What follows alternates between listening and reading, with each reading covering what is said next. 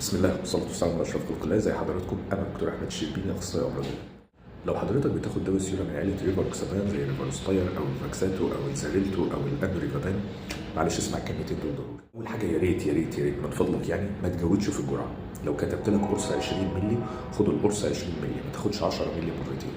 لو كتبت لك 2.5 مللي مرتين خدها مرتين، ما تاخدش نص قرص 10 مللي. المعلومة التانية أفتكر أقولها قبل كده وبنأكد عليها تاني، ما تاخدش الدواء على معدة فاضية. لو حضرتك عندك او اكتشفت بالصدفه اثناء تحاليلك الدوريه انه في شويه قصور في وظائف الكلى وانت بتعمل التحاليل، راجع طبيبك المعالج فورا لانك ممكن تحتاج تعدل الجرعه. لو عندك شويه قصور بسيط في وظائف الكبد ودكتور الكبد بتاعك قال لك القصور ده من الدرجه البسيطه، ما تقلقش خالص وكمل على علاجك بانتظام. لو عندك قصور شديد في وظائف الكبد او عندك قصور شديد في وظائف الكلى وصل لمرحله الغسيل، ساعتها هيبقى لنا حسابات ثانيه وهتستدعي ان احنا نوقف العلاج. دول والدي بالرحمه والمغفره، ودول اهالينا في فلسطين والسودان وسوريا واللبنان بالصبر والثبات. دمتم بصحه وعافيه.